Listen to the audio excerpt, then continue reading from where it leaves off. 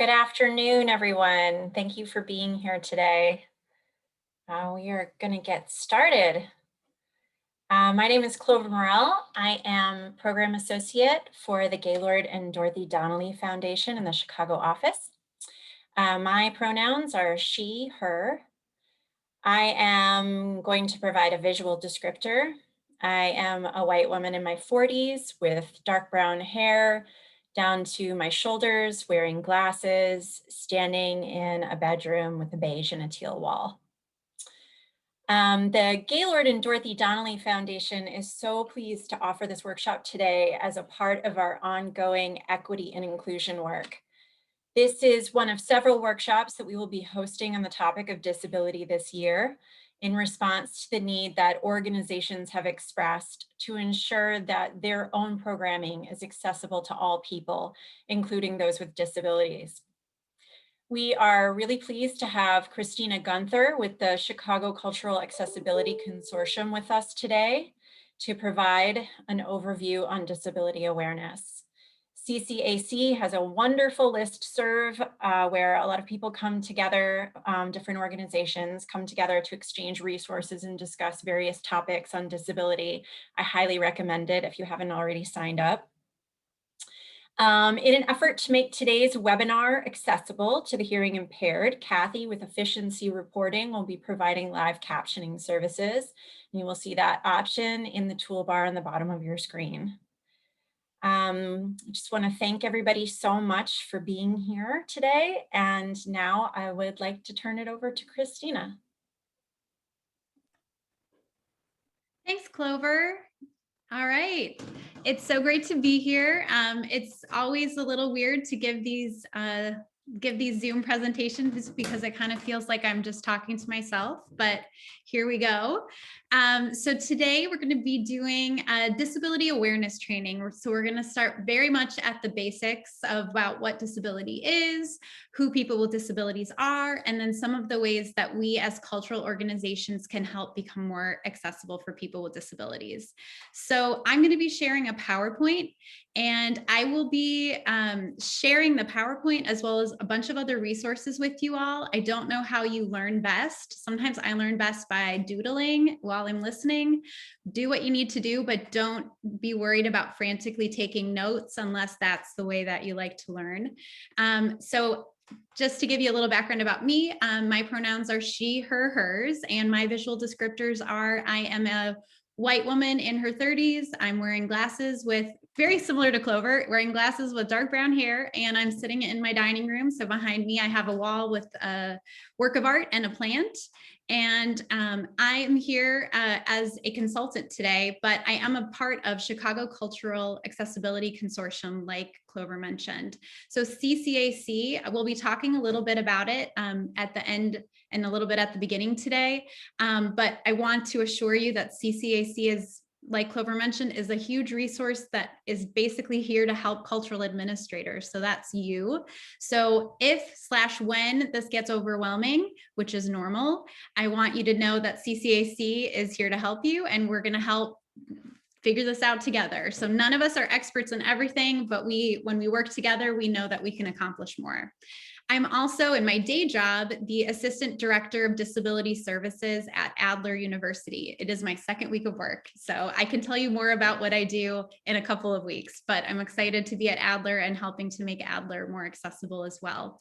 So for my presentation today, it is a PowerPoint template that basically looks like a gallery. That's why I selected it. So there's a white wall that's empty where I put my text, and then you can see a little bit of a wood floor. So I really was excited about this template. So I'm glad to use it today. So let's get started. Today's session, I'm going to be talking from about 3-ish to 4:15. I have an alarm set on my phone, which will go off, and I'll stop talking no matter what, and let you all have a 5-minute break. And then at 4:20, we will have a guest join us, Beth Finke, who will be talking a little bit about her experience as a blind woman going to museums and theaters in Chicago. And then at 4:30, it will very hard for us to get done at 4:30, so that way we can incorporate a lot of questions and answers. I did receive a lot of great questions from all of you who completed the survey. Some of that is going to be answered throughout the presentation I'm giving, and I do have some of the questions printed out for myself that I can start talking about in the Q&A as well if you're feeling shy. But if you do have questions as I'm going, please use the Q&A function to ask the questions, and we can take a look at that at 4:30 when we start doing the Q&A and start addressing them. A few notes about today.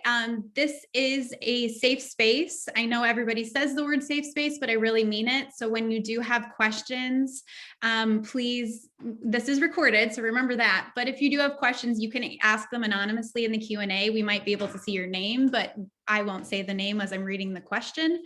We do want to try to respect your anonymity if you do have questions you're a little uncomfortable with, but I also have, like I said, a lot of the questions you anonymously submitted. But most importantly, to know that we're all at different stages of our accessibility journey of understanding what disability is. And sometimes there's a lot of fear associated with saying the wrong thing, making a mistake. We're all going to make mistakes, but as long as we're approaching this from a place of respect and a place of learning, then that's all we need. So this is really a safe space. Like I mentioned, please use the Q&A function at the bottom if you'd like to ask questions that we can get to at 4:30. So keep the Q&A for content. And then there is also the chat feature, which if you're having any issues with the captioning or any other tech support needs, Clover's going to be monitoring the chat and she can help you there. Like Clover mentioned, there is real-time captioning, and I'd encourage all of you, whether or not you need captioning, to try using it today so you can experience what it's like from a user perspective to use this service. And like I said, PowerPoint is going to be shared with you, so don't worry about keeping track of everything. And we also will have a few other resources to help you get started with this work as well. So you're not going to be walking away empty-handed. I like to remind you that it's going to be recorded. So if you need to take a break, if you need to close your eyes for a minute, if you zoomed out for the day, that's totally fine. Please take a break as you need to. And then remember, this is a really big topic. It's really hard for me to try to break it all down for you, and it might be hard for you to digest all of it. And it's okay. This is going to take time, and we're just going to try to break it down into manageable bits and do this together. So CCAC, we are a volunteer-run nonprofit based in Chicago, as our name implies, but we, especially thanks to the pandemic, have been able to really get around the country and the world with some of the things that we're doing. Our mission is to empower Chicago's cultural spaces to become more accessible to visitors with disabilities. We're completely volunteer run, we're super passionate, and we achieve our mission by, one, providing professional development workshops, and most of those are also recorded and can be found on our YouTube channel or also on our website. We do have a free accessible equipment loan program. So when it's not a raging pandemic, we do loan out equipment to different theaters and museums and cultural spaces in the Chicago region to use at no charge to you. And then we do also maintain an access calendar. So that's a listing of accessible events happening in the Chicago region, where people with disabilities can go sort of one-stop shopping to see where accessible events might be happening on a specific weekend or day.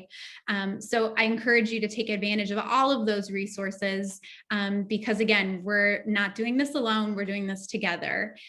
We do have a listserv. I'd be happy to add you to our listserv, so you can contact me if you'd like to join the listserv, and I'll share my email address at the end as well. So lots of ways for you to get involved, because hopefully this will not be the only time we're interacting.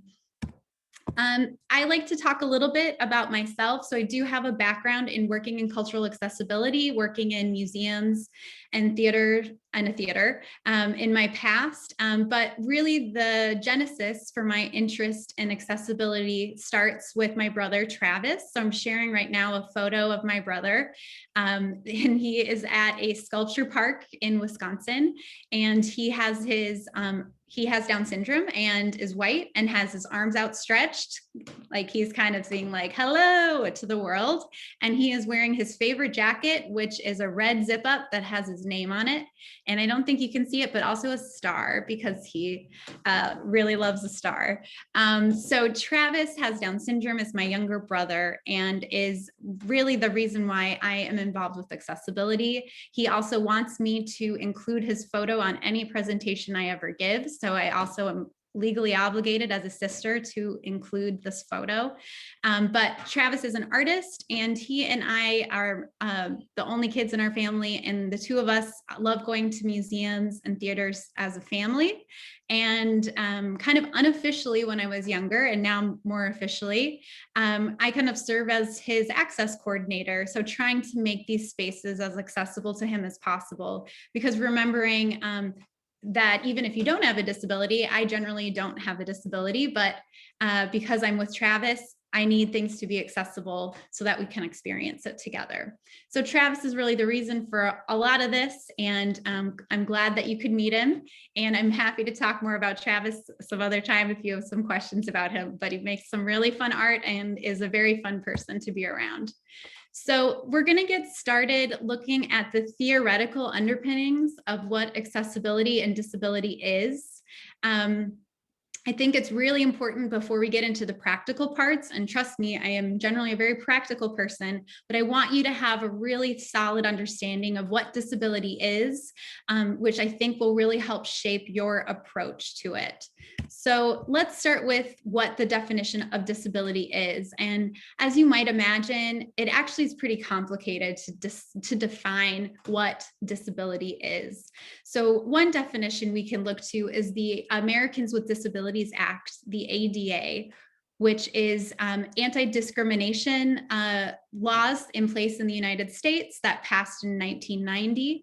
And so this is really the operating legal definition of what disability is in the US. So it states disability is someone who has a record of or is regarded as having a physical or mental impairment that substantially limits one or more major life activities.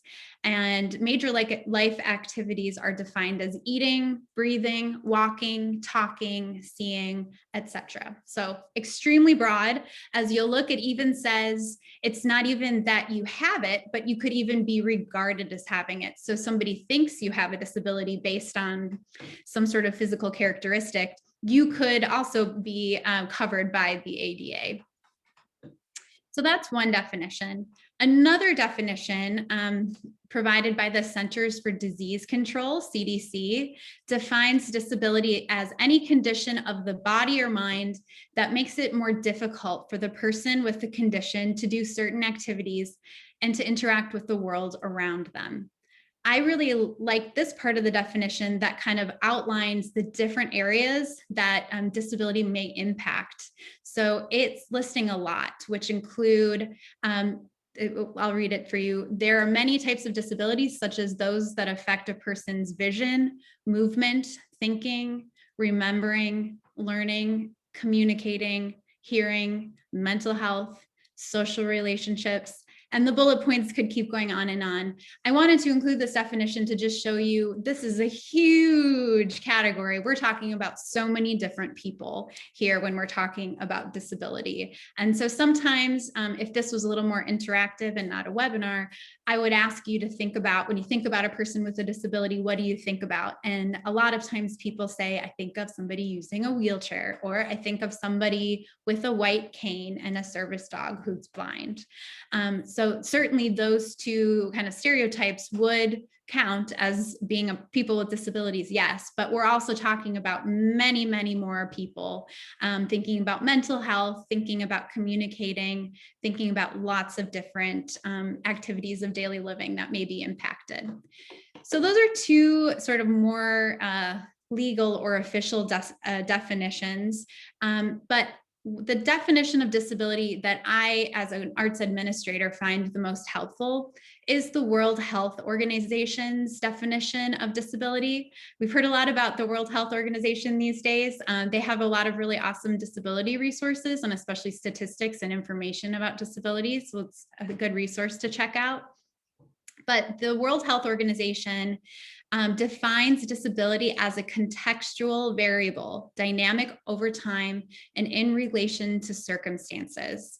So one is more or less disabled based on the interaction between the person and the individual, institutional and social environments. And this definition of disability is inspired by the social model of disability, which I'll talk about in a bit. But let's unpack this definition first. So thinking about a contextual variable, so realizing that depending on what circumstance you find yourself in, you may be more or less disabled. So an example would be a friend of mine who is a wheelchair user. So when that friend of mine is maybe going to a museum, and let's think about, like the Metropolitan Museum of Art, for instance. So it's a museum that I think many of us can envision in our minds. That's a beautiful, like neoclassical building, a Beaux-Arts building that has a huge flight of stairs as its main entrance. It does have accessible ways in, but for our purposes, let's remember what it was like when it was originally built, which would be a huge flight of stairs. And if my friend who's a wheelchair user is going to try to get into that building, those stairs are going to pose a really huge barrier for her to get into the building. So those steps are the problem.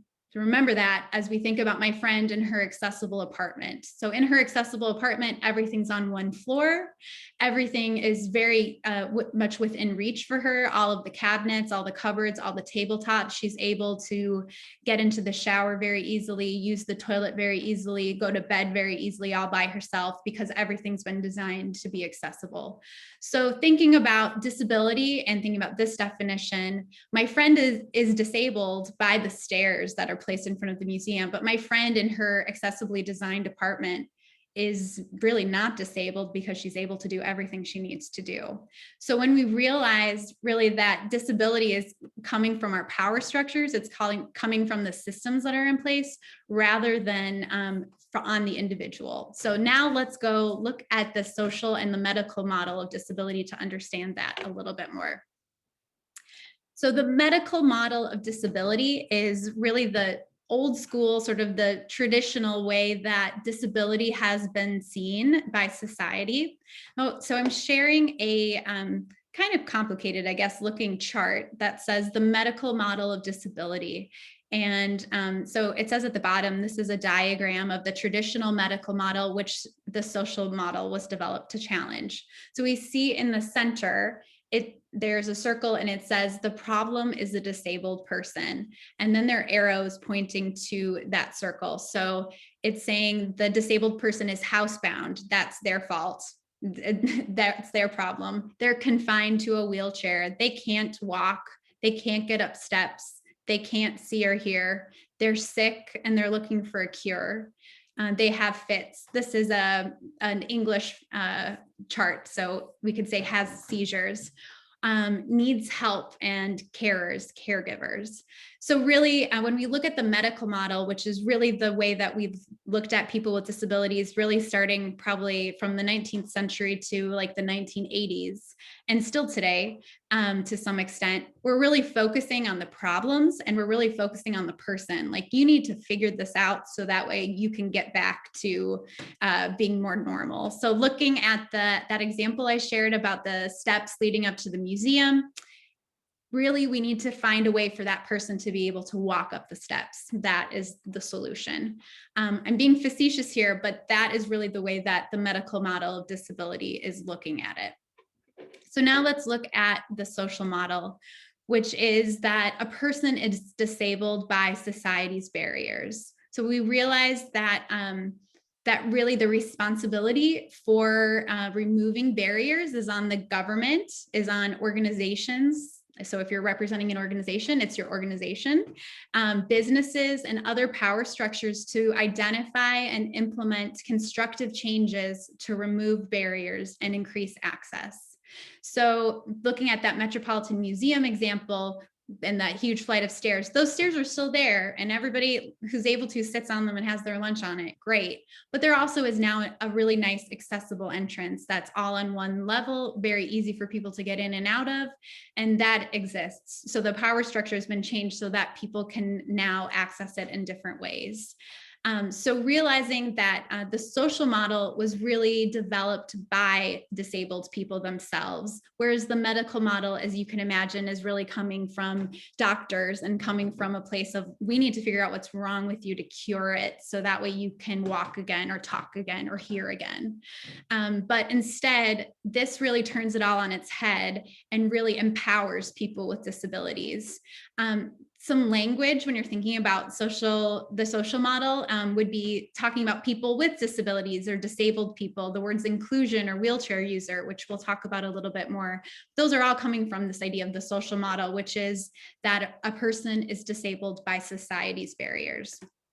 So this is a nice comparison between the medical model and the social model. So the medical model has a circle and it says the issue is the individual, and the arrows are pointing to that circle. So that's the medical model. And then in thinking about the social model, it's saying in the circle in the center, the issue is an inaccessible world, and there are arrows pointing out of it.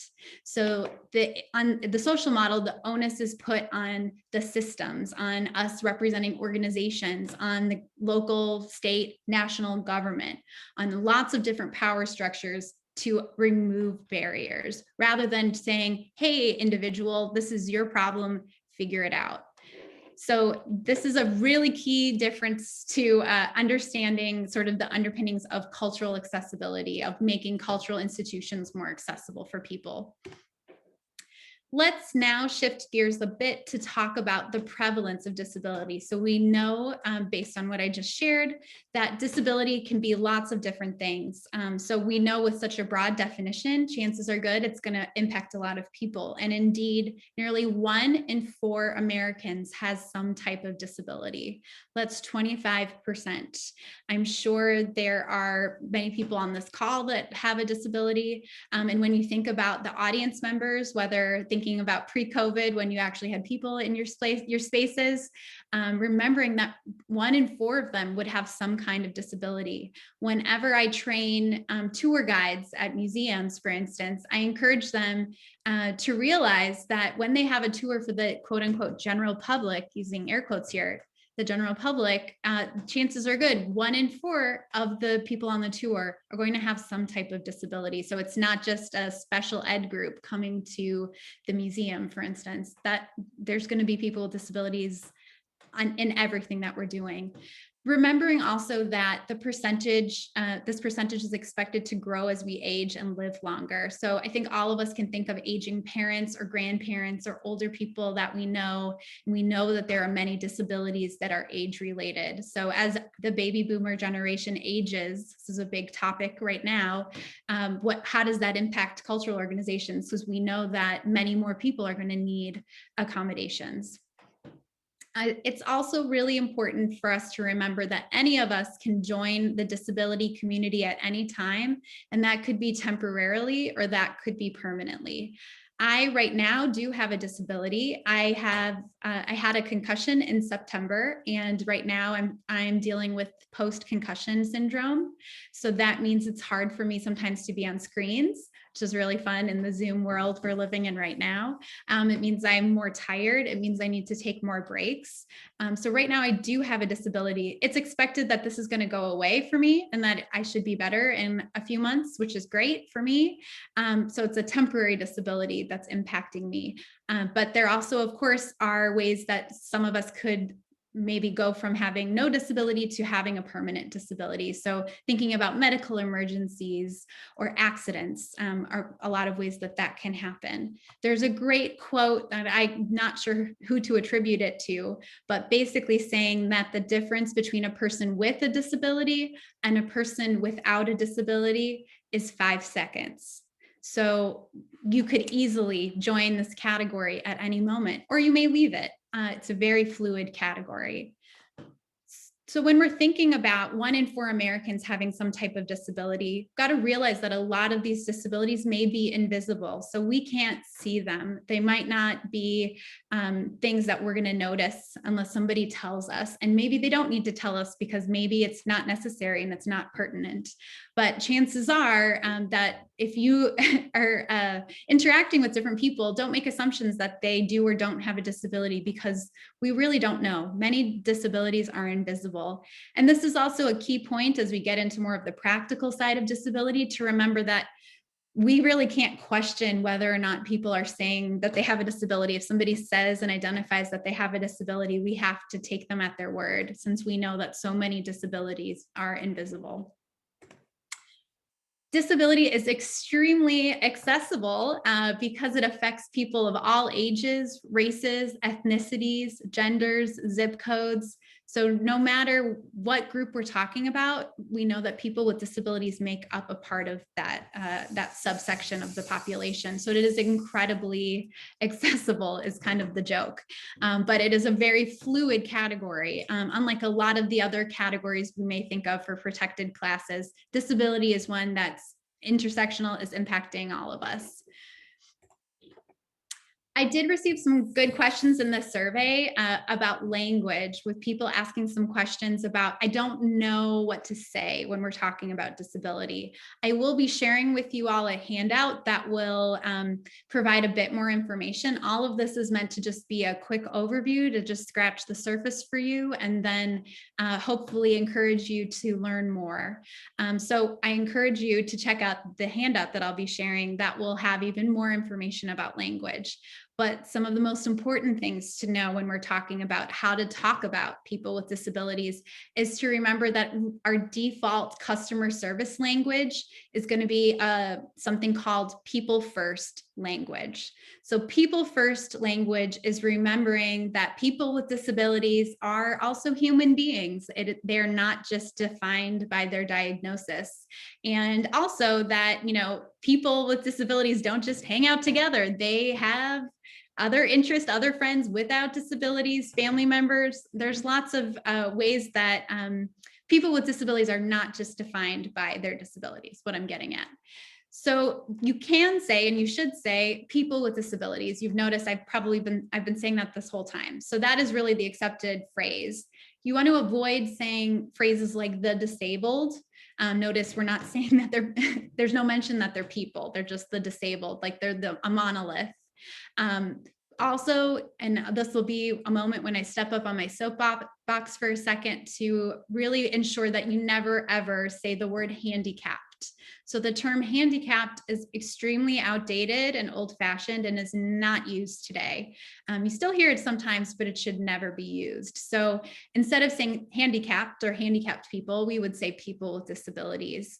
The reasoning for that, there's a lot of reasons, but handicapped is a word that is thought, no one's really sure if it's true, but is thought to originate from the idea of someone having their cap in hand. So really coming as a supplicant, coming to beg, coming to ask for a favor. So thinking about maybe a disabled person begging on the side of the street with their cap in hand, that's what comes to mind when I hear the word handicapped. So it is a very damaging word to be using. So I'll get off my soapbox now, but you know, not to say handicapped. But you're also going to avoid saying the disabled. Like I mentioned, we're going to say people with disabilities, or you could say disabled people, but remembering that they're people. You do say she uses a wheelchair, or she's a wheelchair user. You wouldn't say this person is wheelchair bound. So we need to remember that wheelchairs actually give independence to people who might not be able to physically move otherwise. So actually wheelchairs are empowering people with disabilities. They're not stuck to it. It's actually allowing them to go about their lives. So wheelchair bound is definitely a phrase that you want to avoid. You can say people who are blind, or blind people, people with low vision. Those would be some ways that you would refer to people with visual related disabilities, instead of saying the blind.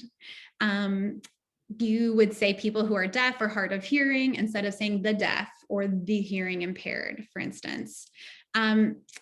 Another suggestion would be to say he has a cognitive disability or he has a learning disability, rather than saying he has special needs. Special needs can mean lots of different things, but typically I find it's referring to cognitive or learning disabilities.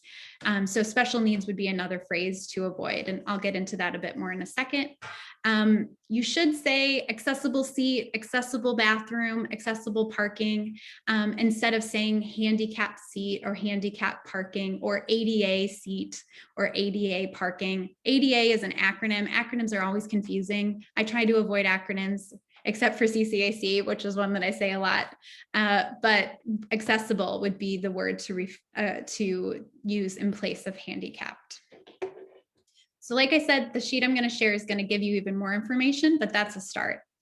We want to make sure that when we're talking about people with disabilities, we're avoiding euphemisms. So sometimes when we're uncomfortable talking about disability, which many people are because they don't have a lot of experience with it, there's a lot of hesitation. And so we say different abilities, differently abled, special needs, handy-capable, lots of different phrases like that. Special needs is one that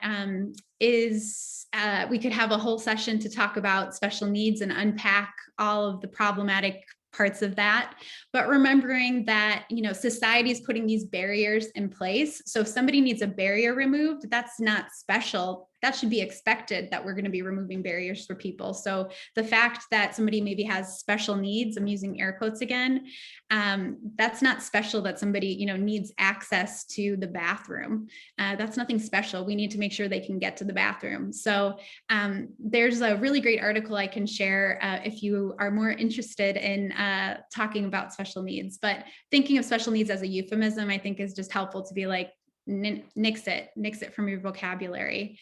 If you mean disability, you can say disability. It's not a bad word. There is a campaign within the disability community that's hashtag say the word, which is say it's a disability, because there is power in naming things, as we know. And when we say something is a disability, it's also connecting it to the ADA, which is disability legislation. So we're also connecting it to the law. That's one of the many reasons why saying disability is a good thing. Disability is also a word that is coming from the disability community by people with disabilities themselves who are reclaiming and using that word. So as a rule of thumb, just say disability and it'll be okay. You don't need to come up with cute little phrases. Other language guidance. So anytime we're talking about language, it's going to be problematic, I think. There's a lot of different opinions about what to say and when to say it. So I'm trying to make it as simple as possible, but we could have a deeper conversation about disability language as well. But I like to just say that, and this is the case that when I've spoken with many other people as well, that our default terminology when it comes to customer service should be using the people first language model. So saying people with disabilities, people who are blind. And when that's what we're putting on our website, that's what we're putting in our collateral material, is using the people first language. We do acknowledge and know language is fluid and changing, and some people within the disability community prefer identity first language. So that would be putting the disability before you're saying person. So a big example of this would be people on the autism spectrum versus autistic person. So many autistic people prefer to be called autistic rather than saying has autism. There's a lot of reasons for that. So I wanted you to be aware of it, but I would say as a rule of thumb, default to people first language. But there is a lot of nuance to be found. And an example would be capital D deaf versus lowercase d deaf. So capital D deaf refers to deaf people who likely use sign language, who identify as part of deaf culture, who probably have family members who are deaf, who are raised in the deaf community. So it's a very different, so that's a very different thing than lowercase d deaf, which would be somebody who is hard of hearing or doesn't have hearing at all, but probably doesn't use sign language. Maybe they do, but they don't identify culturally as being capital D deaf. So that's an example of nuance when it comes to language. I want you to be aware of it.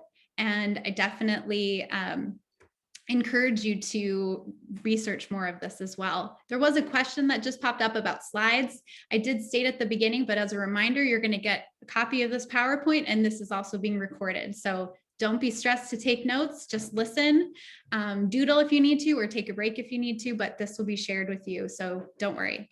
And then also being aware of individual conversations, or if you're dealing with maybe a group of people with disabilities, listen to how they refer to themselves and then take notes. So if they're saying autistic person, then you can say autistic person when you're talking with them. So being aware and being fluid and prepared with language is really helpful.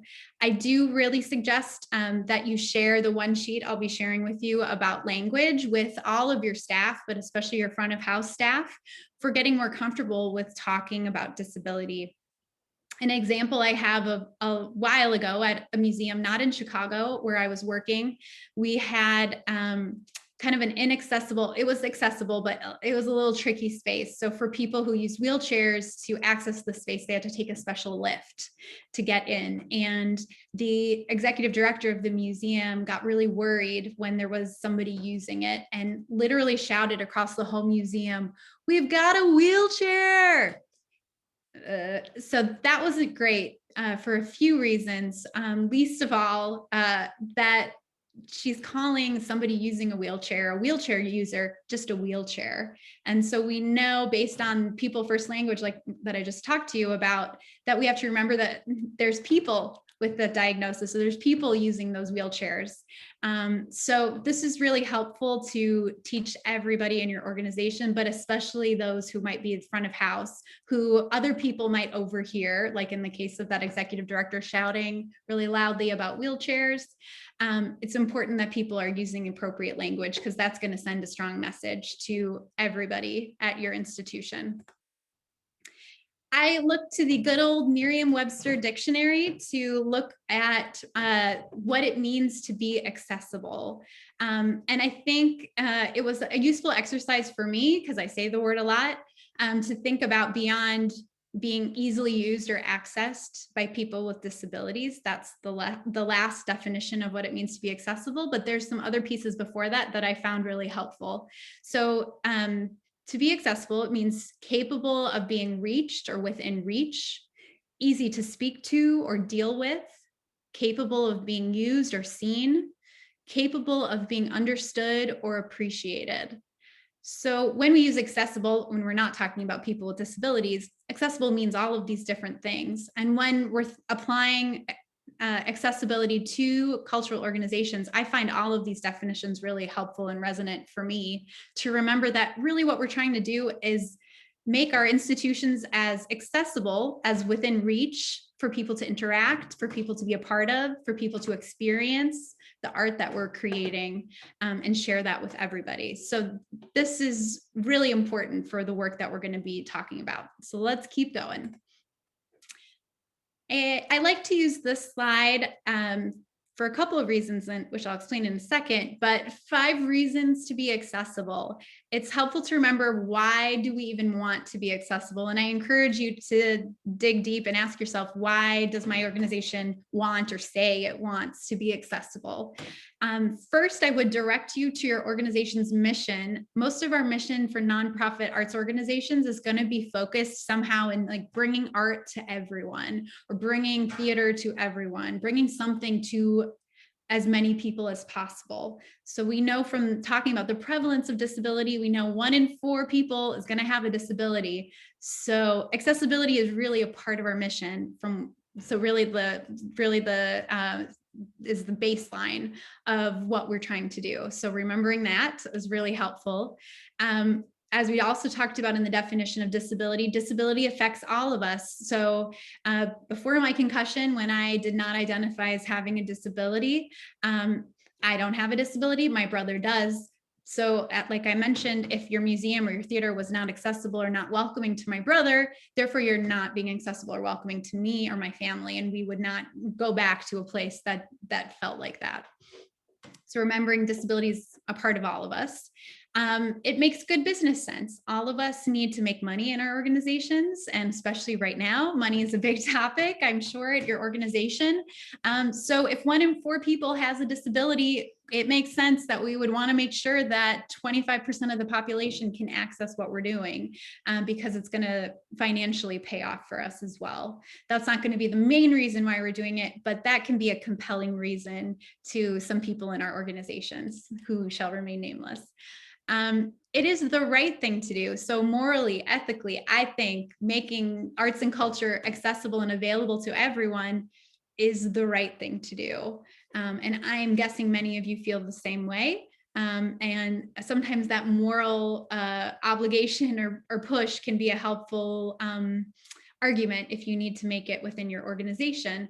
And then the final piece is it's the law. So I'm not putting this first, and that's why I'm including the slide at all, is really to say that the legal obligations we have to be accessible, and there are many, that should be really the last reason why we're trying to be accessible.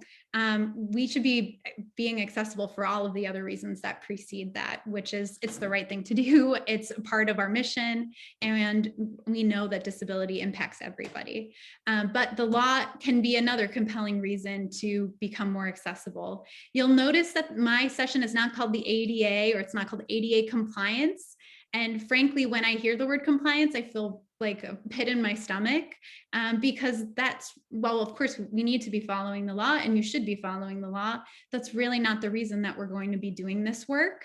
And in fact, the ADA, the Americans with Disabilities Act, is often what's discussed when we talk about the ADA is the spirit of the ADA, which is to go above and beyond the bare minimum, really the lowest common denominator of what you should be doing, which is what the ADA is, and to go above and beyond that. So we know to create welcoming and inclusive places, there's lots of things that we need to do that perhaps could not be outlined in a legal code, but we know that if a place is welcoming, you can tell. And there's some hard and fast reasons why, but there's some things that you maybe can't quite describe or articulate.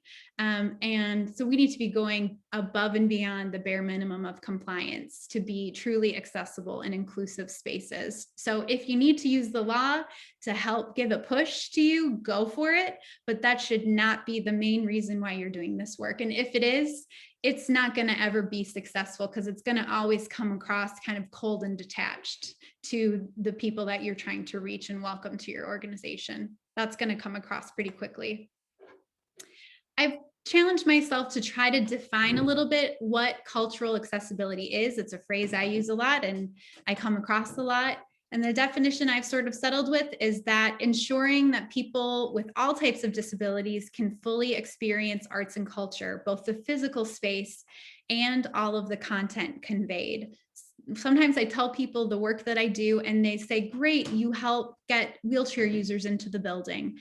Yes, that's part of it, but certainly physical accessibility is a small part of what it means to have our cultural institutions be accessible. So the art, the content, the information that our institutions have, that needs to be conveyed and communicated to everyone as well. So it's certainly not just the physical accessibility, it's also the programmatic accessibility of it. Cultural accessibility is referring to cultural organizations that could include museums, theaters, zoos, aquariums, parks, libraries, lots of different places I think fall under cultural accessibility. It's also very broad, and that's intentional because there's a lot of overlap in these different institutions. Something I also encourage you to remember is that we as cultural administrators pride ourselves on being creative and thinking outside of the box when it comes to our artistry. So we also therefore are very creative and innovative, and it should be very easy for us to creatively problem solve and creatively remove barriers for people when it comes to accessibility too. So anytime you're working with designers or people who are saying like, oh, this can't be accessible, you got to kind of shake your head and say, come on, people, we got to be accessible because we're good at thinking outside the box. So that is a conversation I've had many times, and I'm sure we'll have again, but remembering that we are really good with doing a lot with a little working in nonprofit arts world. And so the same applies to when we're thinking about people with disability in our spaces. Accessibility for people with disabilities is simply an extension of customer service. We want our guests to feel comfortable in our spaces, be able to use our bathroom, be able to use our website, be able to get to our space. And so accessibility and thinking about people with disabilities, that's just a part of our customer service approach. I wanted to share something that I've been working on when I'm thinking a little bit about my approach to customer service. And a lot of times when you're looking at customer service or visitor services, a lot of people reference Maslow's hierarchy of needs. Maybe you remember this from high school psychology, or maybe you know a lot about this too.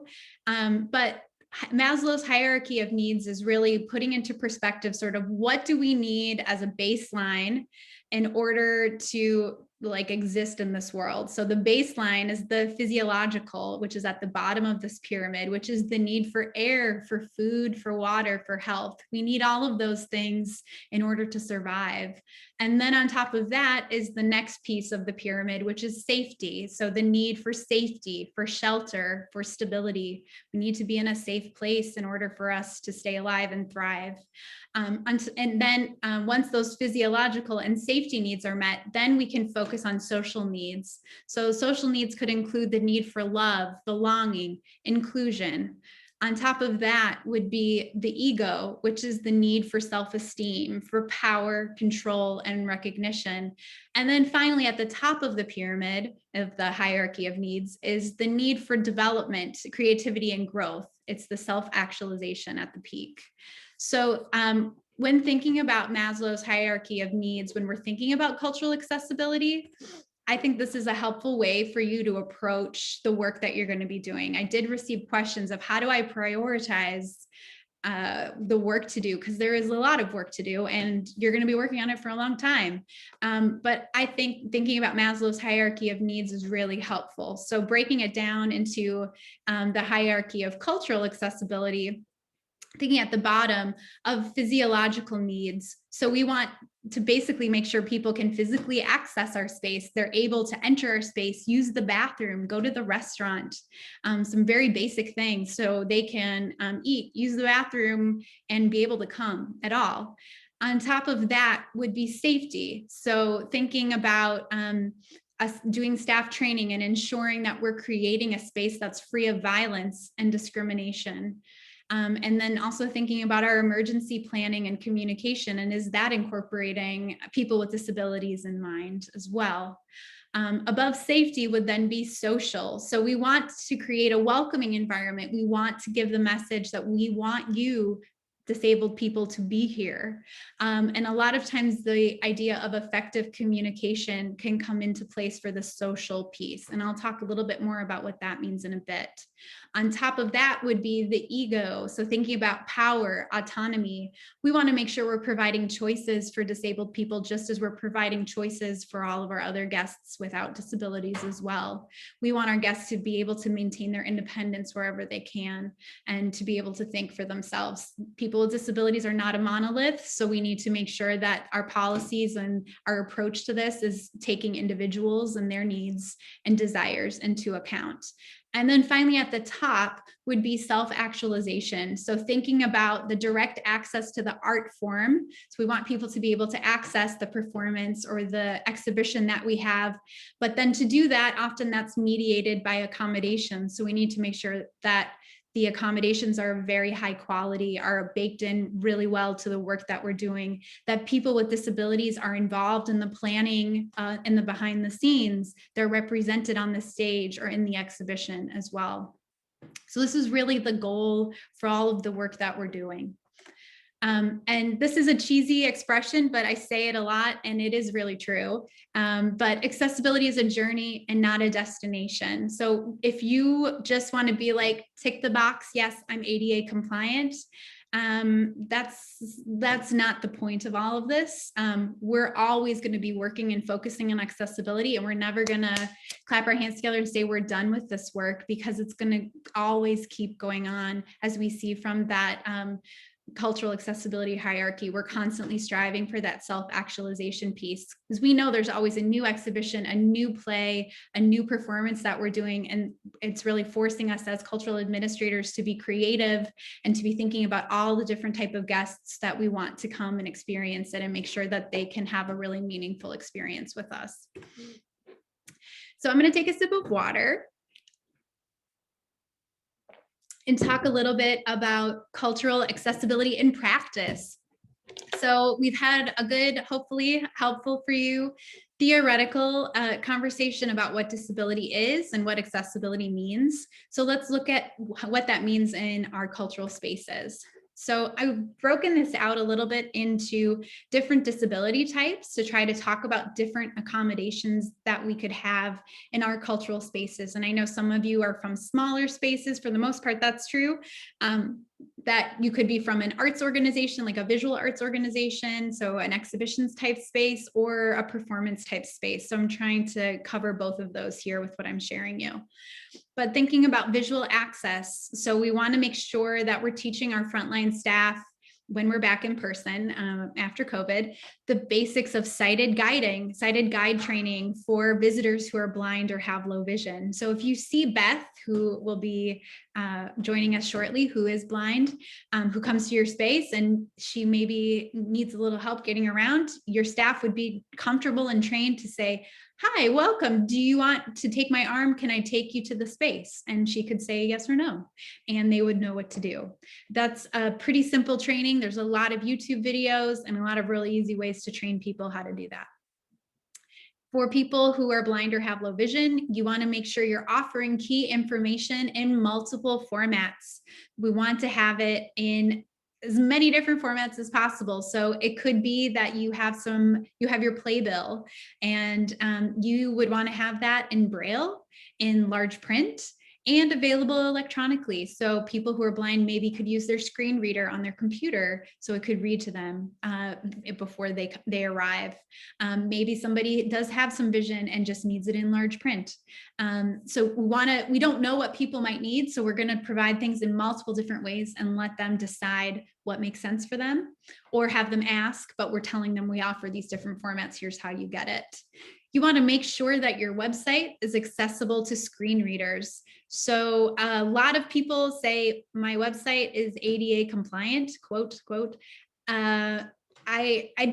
I get very worried when people say something's ADA compliant, because it is not just one thing. It's usually lists of hundreds of things. And I don't think anybody would say, who knows this work really well, to say I'm doing everything perfectly. There's almost always an improvement that can be done to our websites to make them more accessible for people who use screen readers.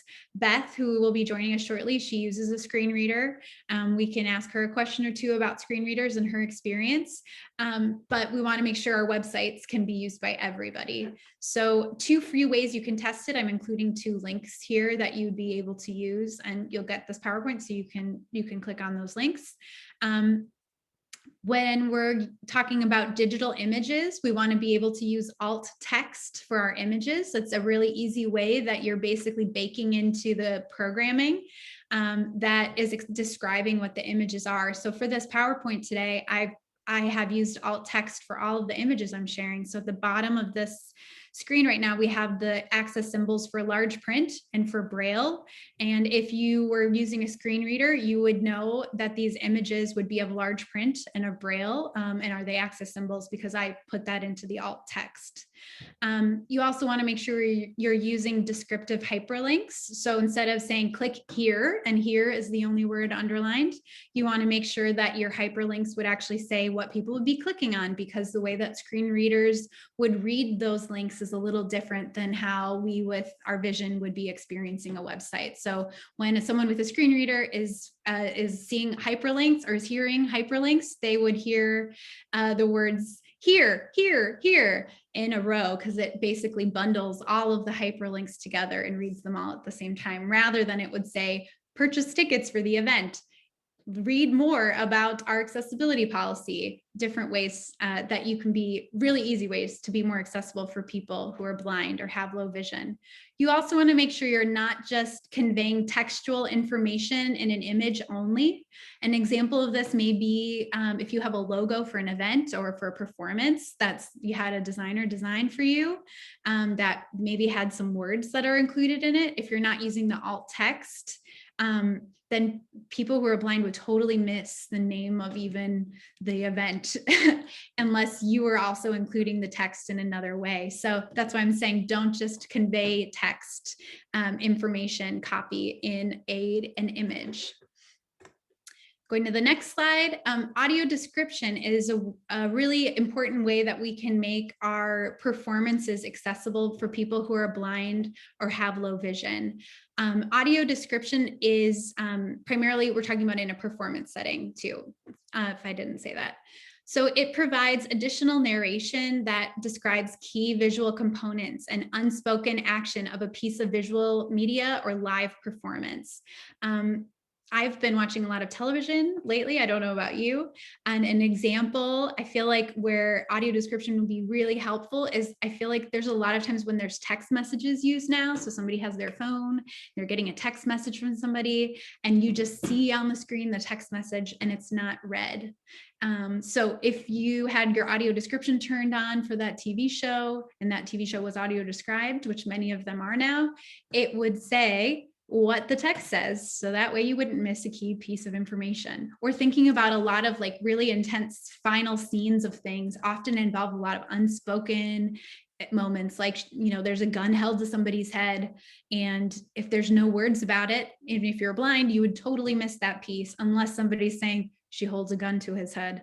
That's what the audio description is, really filling in those really key pieces of visual information that blind people would be missing unless they heard it. For a theater or for performance, usually audio description is done by, there's an audio describer, which is pictured here. It's a woman wearing a headset with a microphone. She's in the sound booth overlooking a stage. And so she is speaking into the microphone, describing in the gaps of dialogue and in the silences what's happening visually. And it's transmitted using assistive listening devices. So we see a user of the service who is wearing a receiver who has a single earbud put in their ear, and they're hearing in one side what the audio describer is saying, and then they're also able to hear the dialogue and experience the show. So audio description is a really key way that we're able to make performances accessible for people who are blind. A way that you can really enhance the audio description experience is by providing a touch tour. Touch tour is kind of a misnomer. It's not just about touch, but that's a part of it. But you're providing access to the stage or the set before a performance to firm up the descriptive information. So as we know, there's a lot that's communicated by a set, and a lot of choices and decisions are made artistically that impact the whole experience of the play. So, and because the describers often really fill in the gaps. People who are blind or have low vision are invited to come early in advance of the performance, maybe an hour or two early, and they're able to experience the set and learn more about maybe characters' costumes or different visual decisions that are made that will impact the story. Typically, touch tours are led by a staff member, so they're using description, they're using a lot of words and language as well to describe the visual artistic choices. Some places also, the actors arrive early and the actors describe themselves as well. Guests can explore the space, they can touch things if they want to, and they might not want to. They can just be receiving the verbal information about the description of the set and things like that, but they could handle props, costumes, furniture, and it's a really great way to enhance the audio description experience. So back when, this was done before COVID, and I'm hopeful we can return to this again. Obviously right now, a lot of these things are on hold. Verbal description is basically audio description, but done in a museum or exhibition setting. So remember I mentioned audio description has to be done really quickly because you're often filling in a silence. So usually they're saying sometimes 2 words to try to explain some visual information where there might be a silence. But in verbal description, there isn't that stress of trying to fit in a very descriptive words in a small amount of time. It typically would be done by an educator who would be describing visual elements of the works of art or of the exhibition to help blind or low vision viewers visualize the work of art in their mind. In fact, sometimes verbal description is called verbal imaging. So it's about creating an image in your head of what is in front of you. It's usually done, if it's done live, with just maybe one visitor, the visitor who's blind, or a small group of visitors. It also could be pre-recorded, but it's probably going to be most effective if you can do it by request and help fulfill individuals' requests to see what they want to experience, because a lot of times people with vision loss or people who are blind, maybe they can see a little bit, so you can help fill in the gaps for them. So it often is more of a two-way conversation in verbal description. Remember, I talked about effective communication a little bit. So effective communication comes into play in what I just talked about here. So effective communication is actually a legal concept that comes to us from the Americans with Disabilities Act, the ADA.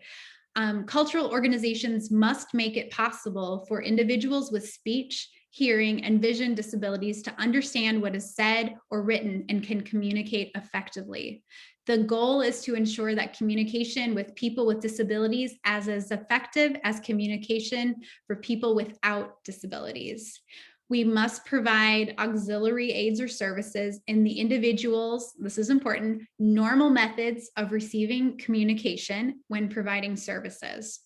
So this is a very legalese definition, but when thinking what I just talked about audio description and about multiple formats, which was thinking about Braille, large print, electronic information that you're sharing with people, those are all examples of effective communication. We're making it possible for, in that case, for somebody who's blind to understand what is written or what is being visually shared, and we're sharing it with them in a method that they're deciding. So if somebody's not comfortable touching something, somebody who's blind, and not all blind people want to experience things through touch, which is totally fine, then maybe we're using words to explain what's being visually conveyed, for example.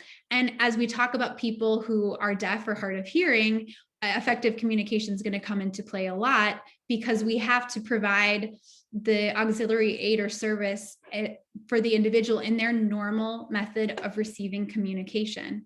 So when we're talking about somebody who is capital D deaf, who communicates in sign language, they may request that you share your performance in American Sign Language, because that is their normal method of receiving communication. Whereas somebody else maybe doesn't, who has hearing loss, maybe does not use sign language. So if you provided sign language, that's not going to help them. That's not going to effectively communicate what's going on. So it's important to really understand effective communication, because that's really the key part of what we're talking about when we're talking about program accessibility, basically. So thinking about people who are blind or have low vision, and people who are deaf or hard of hearing are sort of the two main categories within that. There's a lot more, but that's sort of the basics of effective communication. So let's talk a little bit about accommodations for hearing access, for thinking about people who are deaf or hard of hearing. So if somebody does have some hearing, and you'll see in this picture, it's an older woman who is taking advantage of this service. We can tell she's older, looks like she has some graying hair, and she's seated, smiling, listening to a performance. Assistive listening devices, the acronym is ALDs, amplify the sound being picked up by the microphone and lessen ambient noise. So people have volume control, and they're able to hear more clearly what might be communicated using your sound system. The ADA does require that you have assistive listening devices available for any event that's using a microphone. I'm sharing that because many organizations do not do that. And that should be a priority for you if you do use microphones, back when we used to have live events, and when we will again, to remember that assistive listening devices are required by the ADA. And CCAC does loan out assistive listening devices for performances. So we can loan them to you for free for your future event. The person can wear the device with the headphones, and they can adjust it with the volume, or if they have a cochlear implant or a T-coil switch on their hearing aid, they switch it to the T switch, they have the receiver, but they don't need the headphones because it will be the sound will be picked up and conveyed through their hearing aid or through their cochlear implant. Neck loops are also required whenever you're using an event with a microphone. American Sign Language. And I wanted to go back and say, I also included the access symbol for assistive listening devices, which is the ear that looks like sounds coming in, and then there's sort of a volume lines outside of the ear. So American Sign Language, we have the symbol next to it, which is the two hands signing. American Sign Language is a complete natural language that has the same linguistic properties as spoken languages, with grammar that differs from English. So it is its own language. It is not just an English translation. It is its own language. It is expressed by movements of the hand and also the face. It's important to understand not all deaf people use sign language. And you can't assume a language or an interpretation preference. You really need to ask people what they would prefer. Remember that definition of effective communication. We have to do it in the method that the person normally communicates in. It's important to set parameters for guests to be able to request what they need. We'll talk a bit more about that in a while. So American Sign Language, or ASL, we're going to keep talking about that a little bit. So as cultural administrators, we need to think about the sight line. Someone needs to see the interpreter comfortably in seats or on a tour. We want to avoid backlighting. We want to avoid, sorry, I lost my spot. We want to talk about making sure that people can clearly see your face. And we want to make sure that if we're providing an interpreter, people are able to access it. So that could mean if we're using Zoom, spotlighting the interpreter for our virtual events, being aware of ways for people to access the interpreter if you're doing a virtual event. You need to consider what information your frontline staff needs to know when communicating about American Sign Language with guests. So usually a lot of places that do offer ASL interpretation might teach their front of house staff a few signs so they could be able to interact and help people feel welcome, to say, welcome to our space. Where's the bathroom, and help direct people. Here's your water, stuff like that. So people are able to communicate with each other. Or just make sure you have a pen and a piece of paper handy so people are able to write down and communicate that way. It's encouraged that you partner with the deaf, and we have lowercase d and uppercase d deaf people to serve as educators who might give tours in sign language. So a lot of museums, especially in New York, but also at the Art Institute, for instance, have deaf educators who are like teaching artists who teach and give tours in American Sign Language. So there isn't an interpreter needed because it's done in American Sign Language. And remember, ASL is its own language, so it's going to be all the richer and more meaningful for the deaf guests if a deaf person is leading the tour. I've included a link here about deaf interpreters. So there are certified deaf interpreters who also we encourage you to hire as well. So that's going to mean that the interpretation you're receiving in American Sign Language is going to be even more effective, and the nuance of the language will be picked up because deaf people are the ones communicating it. I'm sharing now a screenshot from the Whitney Museum of Art back when it was open about their ASL mobile guide tour. So this is a fancy example. They have like a handheld video, kind of like a iPhone. I think that's probably an iPhone in a special case that has a deaf person who's signing on it. And then there are captions underneath. So it is a tour that is pre-recorded, but it allows deaf people to be able to come to the museum anytime and to be able to see something in their own language, just as we might share things in Spanish or in Polish or in other languages. Having things that are dedicated in ASL is really, really helpful. So this screenshot says it's an ASL mobile guide tour. This engaging video tour explores iconic highlights from the Whitney's collection in American Sign Language with closed captioning. The mobile guide is available at the admissions desk on the first floor and is free for visitors with disabilities. The Whitney Museum also does some really cool things like cool vlogs, video blogs that are done in American Sign Language that are done by deaf people. This is actually the actress Lauren Ridloff, who is deaf, who is giving a tour of an artist, and she's doing it in sign language. And so these videos are really affordable way that you can share content in American Sign Language with your guests. The Goodman has been doing a really awesome job about doing a lot of their promoting a lot of their upcoming performances in American Sign Language, and deaf people are the ones who are signing it, which is even more important. When we think about performances, like musical performances where there might be lyrics, or maybe there aren't, but it's music, there also is a special type of sign language interpretation for music.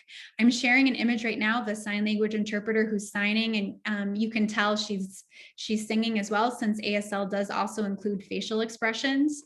And we see her in the foreground, and in the background, we see a rock group that's performing. So we see like guitars and people singing in the background. So there are lots of ways that we can even make music, which is typically thought of as something that deaf people might not be interested in, and that is incorrect. We can help make that accessible as well in our spaces. Open captioning. So thinking about another way, another form of effective communication for people who are deaf or hard of hearing would be captioning. Open captioning, OC is the symbol that I've included here. Open captioning displays dialogue and describes other relevant sounds on a screen above the stage or to the side of the stage. Captions are often typed in real time by a professional captioner in the venue or in person. Right now we have Kathy Raycan, who is typing our captions in real time right now. It's not open captions, but she's doing captioning, and I'll explain a little bit more about that in a sec. Open captions provide access for people at any stage of hearing loss and can benefit many other people. I love having things captioned. I watch a lot of television these days, like I mentioned, and I love to have the captions on all of the time because I find that I learn a lot more and I'm able to focus more when I'm reading along as well. So it's not, and I don't have any type of hearing loss, I find it really beneficial. It's also helpful for older people, for instance, who might not identify as having hearing loss, but do. And a lot of times people don't know to ask for some of these accommodations, but if you're just providing it and open captions, it's just right on the stage or right in the performance, people can see them. They don't need to do anything special to ask for it, and they just are able to experience it and use it. An acronym that's often used related to captioning would be CART, which is Communication Access Real-Time Translation. That's what CART stands for. It's also possible to do DIY captions for scripted events.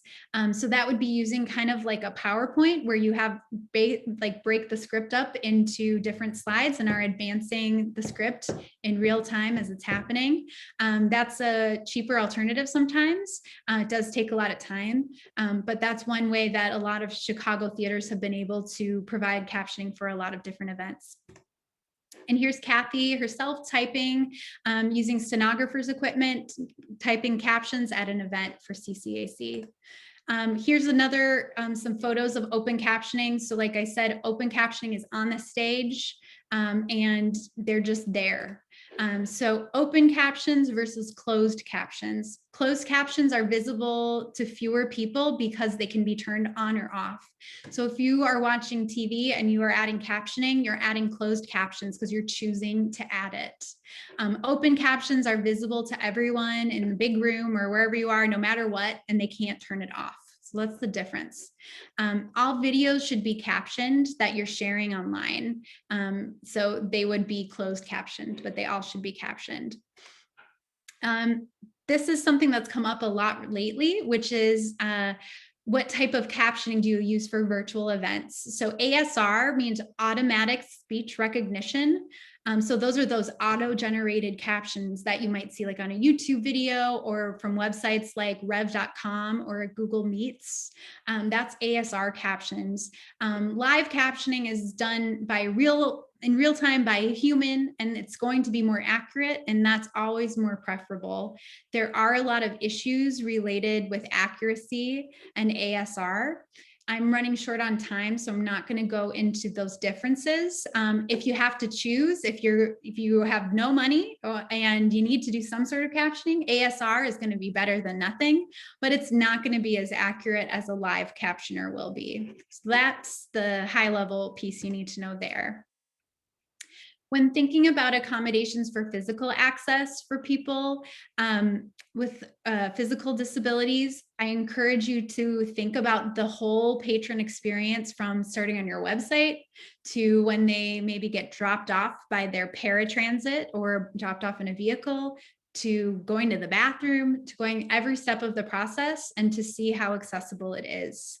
The ADA does have a lot of very specific guidelines about ticketing when it comes for wheelchair accessible seats. And that can be pretty complicated, but there are some helpful resources that included what's linked here on this PowerPoint that you can find more information. There's also a lot of information about proper reach ranges. So for people in wheelchairs to be able to reach different things, or for interactive parts of an exhibition, thinking about your ticketing booth, lots of different ways that we should be thinking about physical accessibility, having wheelchairs for people to borrow, having accessible bathrooms, and how we're communicating that. We want to make sure we're sharing as much information as possible with people in advance so they can plan accordingly. Service animals. This is a question that comes up all the time, and my timer's going off. Let's see. Okay. So I got to wrap things up, but for service animals, there are some really helpful, really easy tip sheets to help explain what to do if a dog acts up, what to do, what you can ask people, those types of things. The quick version of service animals is to make sure that everyone should be welcoming service animals into their organizations because it's the law, and you need to make considerations for visitors who are bringing them in. Service animals are not just seeing eye dogs, but they could be for all different types of people with disabilities. We need to be creating a policy to make it easy for guests who have trained service animals to bring them to your space.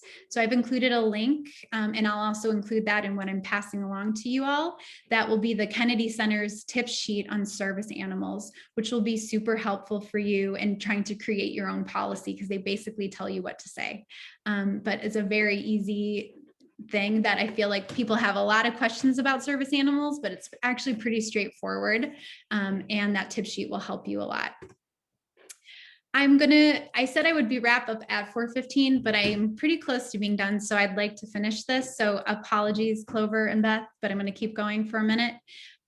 Sensory friendly or relaxed performances is another important way that we're able to make museums and theaters and cultural spaces more accessible for people with different types of disabilities. I've included a screenshot of a relaxed performance, which has performers on a stage. It looks like there's a bass and other instruments on stage. People are sitting on the floor, look pretty chill and relaxed. And then on the right is a screenshot from the Brookfield Zoo, and they have a social story, which has different pictures about what people can expect to experience in their space.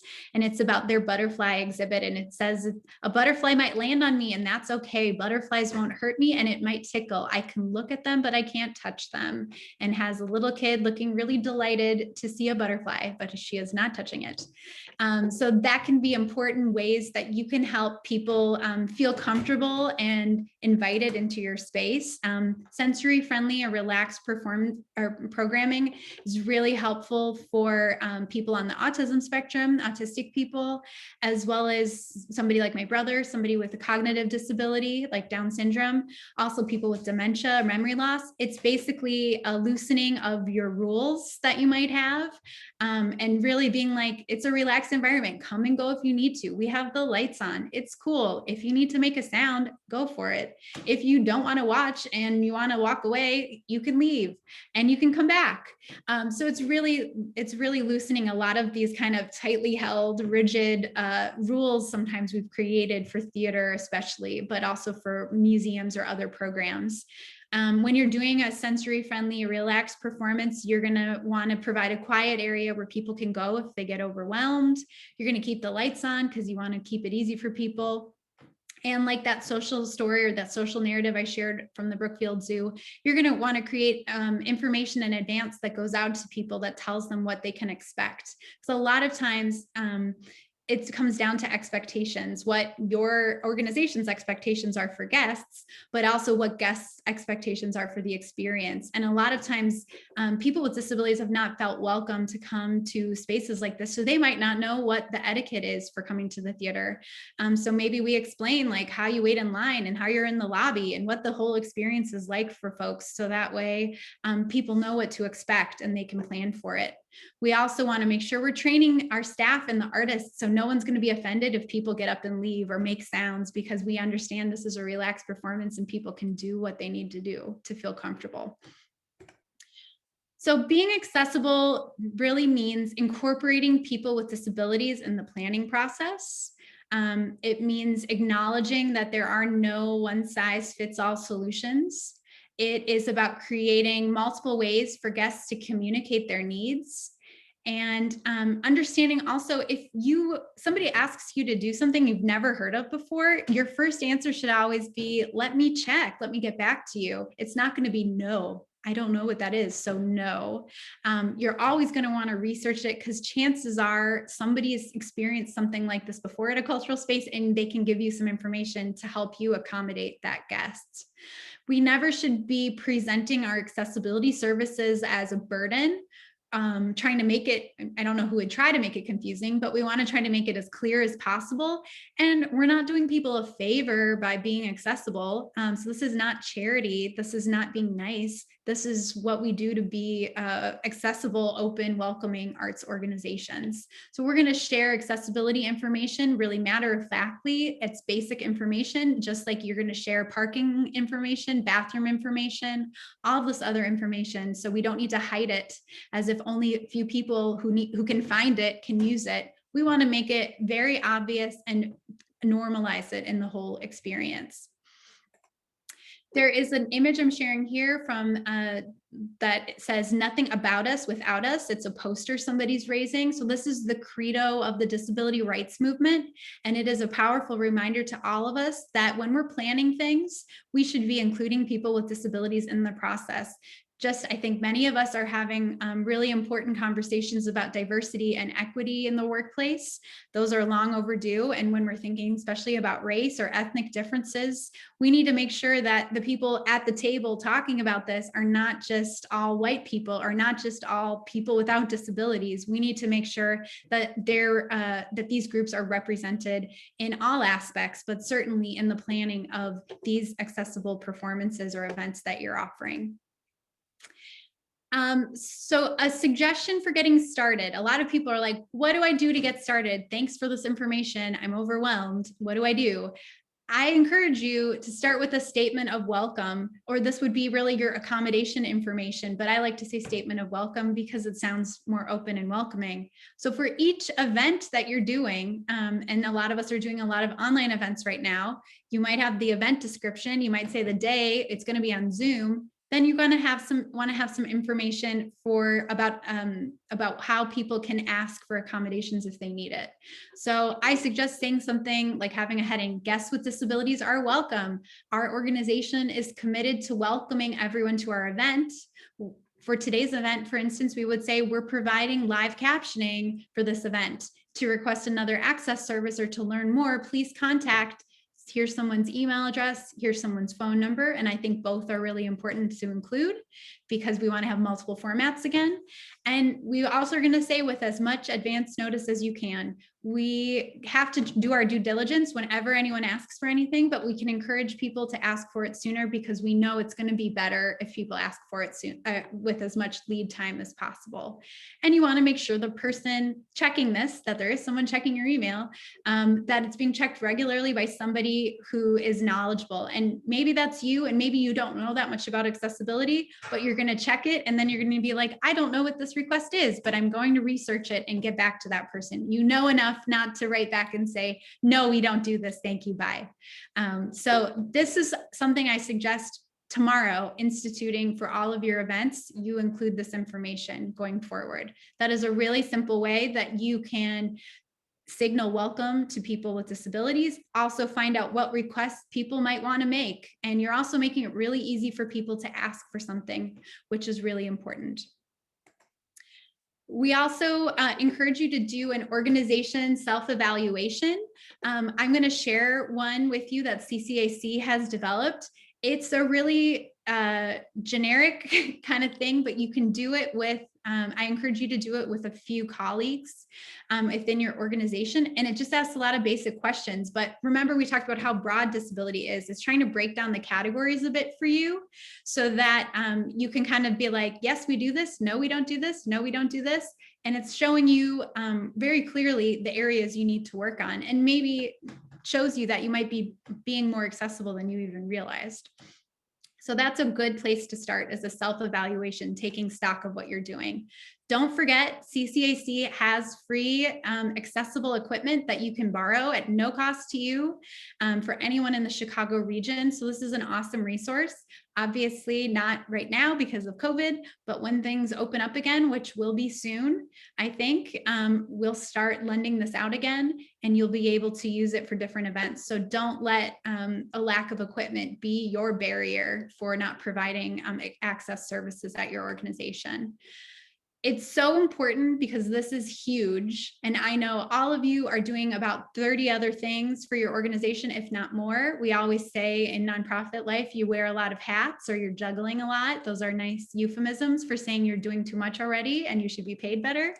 But we know you need support. And so that's why CCAC is here to help provide local support.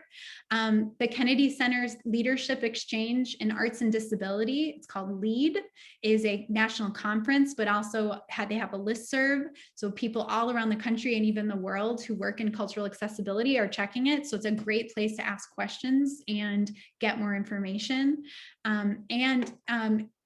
Without CCAC and LEAD, you should also just get connected with colleagues within your organization, as well as people in other organizations, to just start asking them questions like, hey, what did you do in this case? Or something's come up and I don't know what to do, or I'm very overwhelmed. How do I get started? Start having those conversations with colleagues, because a lot of people are going through the same thing. So it's not necessary to reinvent the wheel. Also, make sure when you're doing that you're connecting with people with disabilities themselves. You probably already know people within your organization, members, staff, different people who have disabilities, who can weigh in and share what their experiences are like, and you can start talking with them and learning more. With the caveat that when you've talked with a person with a disability, to remember you've talked to one person with a disability. The disability group is not a monolith. People think and need different things, but it's a really important perspective for you to have. And if you yourself don't have a disability, you should definitely be consulting with other people who do. Remember that the more who are involved in the process, the lighter the load for everyone. So don't do this alone, because it's not going to be successful and it's going to be really hard. Thank you so much for your time. I have gone over, but only by like 10 minutes, which is pretty good for me, right, Kathy? But remember, we can only achieve full inclusion and accessibility together. So please keep in touch. I'm including my email address here, which is cgunther, CGUNTHER @chicagoculturalaccess.org. So please reach out to me with questions, or if you want to join CCAC's listserv. And I was afraid putting a time in here that would set me up, but it says join us at 4:20. Let's say we're going to take a 3-minute break and join us at 4:30. So feel free to stretch or use the bathroom, and we'll be back at 4:30.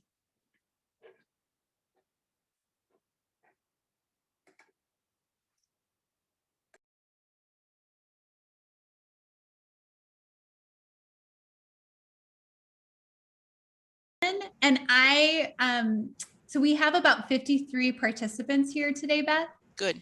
Yep. Good job, everyone. Yes. I think we expected 63. So 53 out of 63 is pretty good. I wanted to really quickly introduce you, Beth, and then I'll turn it over to you. Okay. We're so lucky to have Beth here today. Beth is, I like your blurb about yourself, which I will just read, which is NPR commentator Beth Finke is an award-winning author, teacher, journalist, and a recipient of the National Endowment for the Arts grant. And Beth is a Chicago resident and a theater, museum, and culture lover. I'm sharing a slide with this information with your name on it, Beth, and also your website, which I encourage everyone to check out, which is Beth Finke. That's FINKE.com. And you should definitely subscribe to her awesome newsletter. And you will learn a lot about Beth and Mike, her husband, and her dog, and lots of cool things that I always enjoy. So I asked Beth today for 10 minutes. Of course I went over, but I'll give you like a 1-minute warning, Beth. So it's Okay. It's 4:32 right now. All right. For you to talk about 10 minutes to tell us a little bit about positive cultural experiences you may have had in Chicago or elsewhere, and also telling us some of the negative ones, some of the ones where maybe you didn't feel welcome or included, or like an afterthought, or maybe worse. So we'd love to hear sort of your whole experience of coming to different museums and theaters in the area. So I'll turn it over to you. Okay, cool. And I can even go shorter. You know, I love answering questions. So we can, Okay, if you want to, yeah, do what you want to do. Your call. all right. But I can, hi, everybody. Thanks for being here and being interested in all this. I'm going to start with positive. Well, let me I lost my sight when I was 25 years old through a disease. But I could see fine until around then. And so I was not raised really I didn't go to many art museums or that kind of thing. And I wasn't really sure what that was all about, but I heard a little bit about these tours, blind tours, I think people call them, that theaters were doing, live theaters were doing, and you could go on the stage and feel the stuff on the stage, and they would describe the show during the show. And I thought, I don't need that. You know, I'm too big, you know, because I had started going to small theaters in Chicago. And what I liked about theater was that you could hear the people walking across the stage, and you could kind of sense a lot that was going on, more so than movies. I had given up on movies because they're so much action packed. So I didn't really need that. However, a theater in Chicago was doing Who's Afraid of Virginia Woolf? And everybody on earth in Chicago, no, everybody that liked theater in Chicago was just gushing about this show, and it was hard to get tickets. It was, and that's when I heard that this theater was doing one of these blind tours, and it was during a Packers Bears game that I didn't really care about. So I thought, well, I'm going to go. I'll go. What really tempted me was that the tickets were they're discounted. If you had a disability and you were going to this special program ahead, then you got tickets for $20, and the tickets were hard to get. So I went by myself. I guess I was a little nervous. I don't remember being that nervous. I kind of was happy to be doing something while everybody was watching the football game. I took a cab there. No, I took a bus there. And then when I got in front of the theater, someone was out there. I didn't really know exactly where the theater was, but I went with my seeing eye dog, and somebody stopped me and said, "Are you here for the show?" I forget what they call it, the visual show or something. And I was so shocked that somebody, yeah. And so they walked me in and was happy I was there, and brought me to where people were sitting for this program. And introduced themselves, told me what their name was, and said, "I am the volunteer. I'm going to be kind of checking in on you from time to time to see if there's anything you need. Is there anything you need right now?" No. So I got my seat, blah, blah, blah. The show ahead of time, the actors came out on the stage, and each of them talked a little bit about what they were, what their part was, what kind, I talk like, they'll say, "I talk like this right now, but in the show, I'll be talking like this. So you'll know that I'm Lucy," or whatever. So they all introduced themselves, and talked about what they do to get ready for their part, what they were wearing, that sort of thing. And then you could ask each of them, we were allowed to ask each of them questions if we had any questions about. So I asked the George, who, George in the play, I said, "Well, you're drinking all the time." Oh, somebody gave us I didn't go on stage, but the person that was doing the audio description ran around the stage ahead of time and said, "Okay, there's a bar right here." And he put the glass on the bar, bump, bump, bump, and you'd hear it. And he said, "There's going to be a lot of action over here. There's a couch right here." And he ran around so much, I didn't have to go. I know what couches feel like and what bars feel like, good or bad. And he said, and above above the fireplace here, there's a picture it's really modern art, and it's just a splash of color, and it doesn't really seem to mean anything. And so he did all that. Then the actors came out and described themselves. So I said, well, George, now you have to drink a lot. So how do you do that? Are you, and he said, well, I'm a recovering alcoholic. So I remember how to hold the glass, and I remember how to, but he did it in a way where he wasn't drinking a lot of water. So so you get all this kind of stuff. The reason I mention that is because from that point on, when I'm going to see a play and I go out afterwards and talk to other people that have seen the play, they all feel like they have to describe things to me that they assume I wasn't able to see. And I can be the low, that can bum me out because I think, why are they doing, but if I have this extra information, I'm the coolest person in the little party afterwards, because I know I talked to Tracy Letts, I talked to this guy, he said this is how they describe, so I have all that information.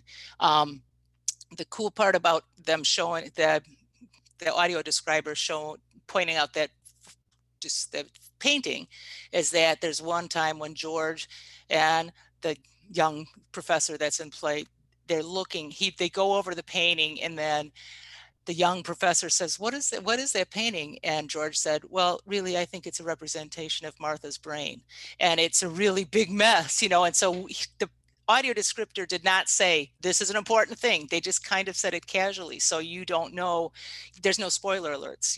So I like that a lot. Before the play started, somebody came by and asked me if I wanted headphones, and they continue to do that. I mean, at all the theaters I go, they ask, they don't assume you want headphones, and some plays I don't want them because I really want to focus on the play, or I've read the book ahead of time and I know what the plot is and that, but I usually take them just in case, and I don't wear them throughout the play, but every once in a while if something's going on and there's not much noise, I'll stick them on so the audio describer can be in my head. There are two intermissions in that play, and so in the first intermission, the person came up to me and said, is there anything you need? Do you want to go out with your dog? And wow, I mean, I would anyway, they let us she went with me and took my dog out. Is there anything else? Here's what we have at the snack bar. And then in the second intermission, someone came up and said, do you know how your dog does there's a gunshot in this next act. And do you know if your dog might react to that? Because I was in the very front row. And I said, I didn't know, but I'd rather not find out. So why don't we go way in the back? So they did find a seat for me way in the back. And it was a fabulous experience, and that got me going to plays. That I could go. One thing they did, I don't know that all theaters can afford this, but I strongly encourage you to have discount seating for people with disabilities. There's only about 30% of people with disabilities have paying jobs, which is very unfortunate, but maybe we'll work on that in this administration. But a lot of us don't make a lot of money, and we can't go to everything we'd like to go to. So it's nice to have that. This theater always did it on Sunday afternoons. I guess that was not that was an easier one to do it for. And I don't know how you can encourage this, but what I've done ever since, I always bring a sighted person with me now, because when I tell them about this, what they do in the beginning of the show, people want to experience it. And when people come with me and experience it, they tend to give money to the theater that does that, because they're so turned on by this. It's a good PR thing that doesn't cost you much. I guess you just, I guess you're losing the full price of a ticket there. But that was a positive experience that sticks with me, that makes me want to go to theater all the time once they'll be open again. Negative stuff, I don't have anything horribly negative. I was in an art museum once that didn't have any a visual art museum that didn't have accommodations, so brought me down to the children's art museum, and that was okay, but they just kind of left me there. So that was kind of a weak, I had another art museum that had they had representations of some of the artwork they had, and that was done in a physical thing, that like they have a Renoir. Well, I think it's one with the girls are wearing big red hats or something. So if I felt this little representation that they made where the red hats were with all this texture and outlining. Okay, so they explained all that, and then the person that was showing that to me brought me up to the museum to show me, to go to the real where the real art piece of art was, which I didn't really, I thought that's funny. But anyway, we got up there and he said, oh God, I forgot we lent this to another museum. So they didn't have the painting, but I told him, well, it doesn't really matter because I can't see it anyway. But I did learn from that experience that I don't do much visual art. It's kind of difficult for me to appreciate, but it is kind of fun to walk around a museum and hear what other people are saying about the artwork. And if I have a friend who is an artist, and I modeled nude for art students as a job for a couple of years, and I was often invited to the artists to go to their shows. And I like wine and cheese, so I go. But it is fun to have the artist explain the artwork to me, and then I go to the show and I eavesdrop on the people that are there, and then I tell my artist friend, well, that guy didn't like that one. So that's how I accommodate that. Right now, actually, there's a theater that I want to, a lot of the theaters in Chicago are doing virtual stuff. And there's something I want to go to next Friday at one of the theaters. And I tried to get a ticket the other day, and the website, it was not accessible. I couldn't, there's some reason it was locking me out. It could be that it's my issue and I need to call the theater. So I think when I call them, I might get some help. It's nice if on the website they do have a link that says if you're having a disability issue, and call this number or ask for this person, so you don't go through the whole scene. Okay, that's all I need to say, I think. I have a question for you, Beth. It's Christina. I was curious if you could talk us through what information is helpful for you to know before you come to a performance or to an event. What do you want to know? I'd like to know if there is going to be somebody looking out for me when I'm coming, because sometimes I come alone. So it's just reassuring. That's more just an anxiety thing for me. I mean, I want to find the place. I want to know how long each act is. If I almost always bring my service dog, especially if I'm coming alone. So I just need to know to prepare how much she has to drink before we go, and what to anticipate. I'd like to know how many people are in, if it's I'm just thinking of theater. I'd like to know how many people are in the play to see if the cast is too big, it's harder for me to take in. I'd like to know, actually, it comforts me if on the website there is some mention of accessibility, because that right away lets me think, okay, they thought about this, so it's not something new. As an aside, it has nothing to do with arts. I swim laps for exercise, and my pool has been closed since COVID, and I figured out I was feeling sad because I need to swim, and this place where I want to go is not letting me get in with my seeing eye dog, and so get into the pool and through the laps. So I'm working on that, but they don't have anything about accessibility, and it's a private club. And then I looked up, the public pools are going to open in April, and I looked them up at the Chicago Park District, and there was an accessibility link right there. And so I'm probably going to go there instead. But I like to know ahead of time if they've even thought about accessibility at all. And it doesn't have to be about blindness. I have friends with other disabilities, and I'm looking out for them too. All right, so we can open this up for questions. I would encourage you, if you have a question for Beth, let's start with a couple of questions for Beth. So if you want to ask Beth a question, you can use the Q&A feature, and then I can read the question, or you can also raise your hand and we can allow you to speak, so you can ask the question yourself. It depends what you feel comfortable with. I like hearing voices if you're...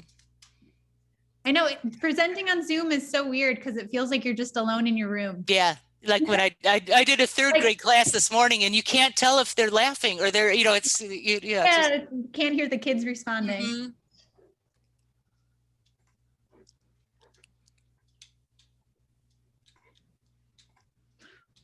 Well, while we wait, it's always awkward when you ask people to ask questions and when we wait. But I got that list. Actually, somebody mentioned yoga in one of them.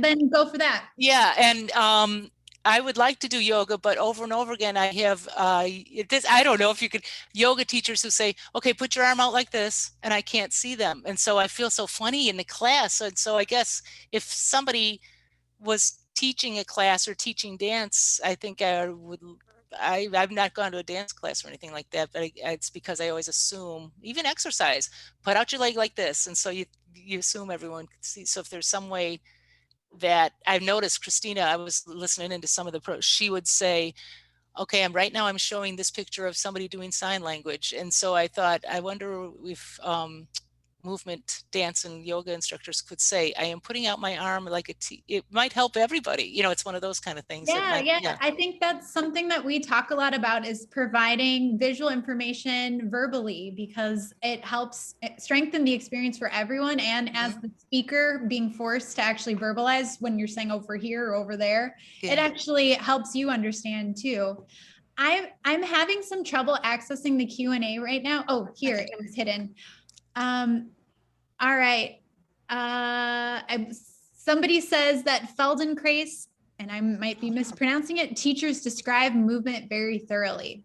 So, you know, that's good. I mean, somebody I knew was doing Felden was learning to do it. And so she needed volunteers. So I have experienced that, but she was learning. So I guess she was, I think it was years ago, but it was fun to experience that. Beth, a question that people did ask, which I thought was a good one when we did the survey before, which was how to respond to requests without sounding like you're pandering. Oh.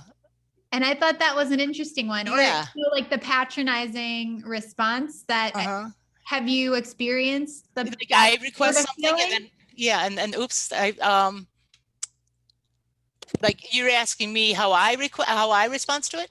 Well, I mean, they were more so asking me as a cultural administrator, how do you respond to requests without sounding like you're patronizing? But I think from your perspective as a user, like what are you looking for when people are interacting with you? How do you want them to interact with you so you feel like respected? I like, or they might, if you don't really understand what I'm asking for, how would it work? What would be best for you? Or how would this work best for you? If I ask for, could you guide me down? You know, could we sit in the front row, or well, what's the best way to guide you? Which, you know, and so then I can say, well, my dog knows follow, so I'm going to say, follow, Susan, follow, follow. And I said, you'll hear me say follow, follow, follow a million times. And when you don't hear me say follow, that means we've gone awry, you know.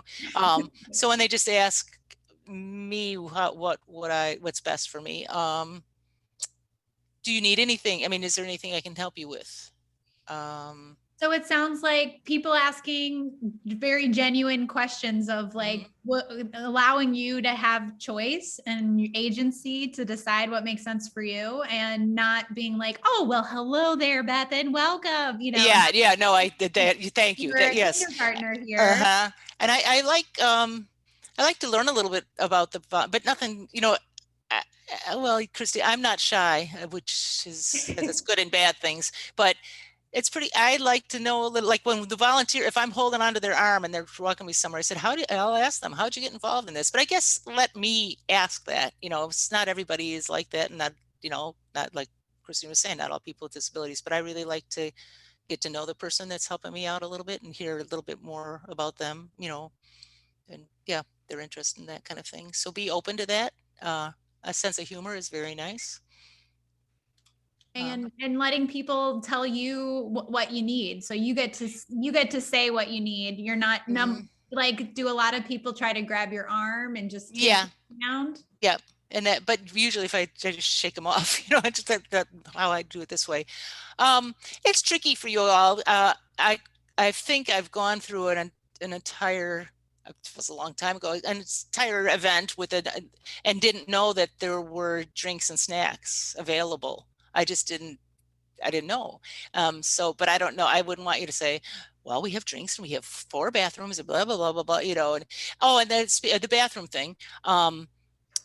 If I need help to the bathroom, you could ask me, do you need me to help you inside? You know, or do you need any more help than this? Because otherwise I'd rather you wait outside for me so I can do my business by myself, you know. But yeah, I think generally, yeah, do you need help? Yeah. Yeah. There is a new question someone asked, which is, do you have any thoughts or preferences about musical performances as opposed to theater? I prefer theater to musical performances because there's more and more video and things that musical performances, and a lot of times I think well I could probably just go home and listen to the CD and hear the music if I wanted to hear it, but that's true sometimes, and other times no. But there are gospel choirs. It's nothing like going to a church and hearing a gospel choir, and it gets in your skin. You know, you feel it. I was able to see Hamilton, and really enjoyed that.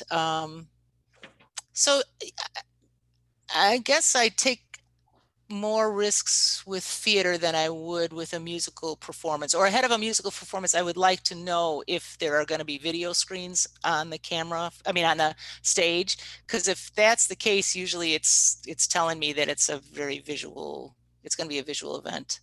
And this isn't true for all, but it kind of bums me out to listen to audio description of them describing the dancing that's going on, because it kind of makes me think, oh, I'm missing it. I did get a headphone for Hamilton, but there's no way I was going to, why they never stopped talking in him. I mean, what, you wouldn't want to miss a word. So I didn't use it, but they did offer it at the performance I went to. Well, this has been super helpful, Beth. We have about 7 minutes. So I think I'm going to, since there aren't an abundance of questions in the Q&A, I'm going to ask and answer a couple of the other questions that people had. So I'll talk a bit, but feel free to interject, Beth. Okay, yeah, because some of the service dog ones, I know you've had a lot of those. So I'd be happy to answer what I know about that. I've kind of got service dogs always take us to a whole service dog conversation. So I'm sharing with everyone a really helpful resource from the Kennedy Center. Oh, great, good. What appropriate questions to ask and what to do if a dog acts out and those types of questions. So we don't have to go down the service dog route too much, but it was helpful to know that when you were at a performance, the staff was taking the time to, or the volunteers or whoever was there for that event was taking the time to see if your dog needed anything. Yeah. You don't have to ask that legally, but that's a really nice way. That's just a nice thing that makes you right. It makes me feel like I'm welcome there. They're not angry. Or they're not freaking out that your dog's there. Yeah. Right. Exactly. This is I do ask the volunteers or ahead of time. So it depends on what, if there's anybody in the cast that's afraid of dogs. And I really want to know that because I don't want to be seated very close to the that's a good stage. So I do like to know that. And with any event, I mean, if there was an artist I was seeing, I try to be good. And then people are good to me, like somebody would come and help me take her out. That was nice, but I also want to be respectful of the event. So I don't want somebody screwing up their show because they're afraid of dogs, and I respect that. That's great, Beth. Thanks for sharing that too.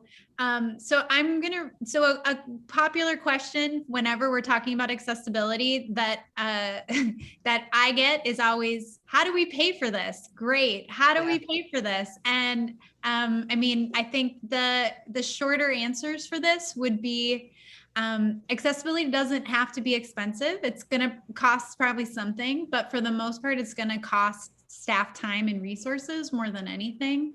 It doesn't have to have a high dollar amount. A lot of the stuff that you were talking about, Beth, like the touch tour experience and different pieces like that are a lot of stuff that staff can do themselves. And it does take time to be good at audio description, or it does take time to learn how to do and lead a touch tour. But it's all stuff staff can do and it doesn't cost a heck of a lot of money. There is something in the ADA that's called undue burden. So basically, if you're going to not provide an accommodation, you're going to decide, you know what, we're really small, we're not going to be doing this. You need to prove that it would be an undue burden. And the proof or the threshold for undue burden is usually pretty great, because usually a lot of the stuff that might be like $500, which I know is a lot. sometimes when you're a small organization, but a $500 bill is not going to break your whole organization. So a lot of times you need to think really carefully, is this an undue burden? And most of the time the answer is no, it's not.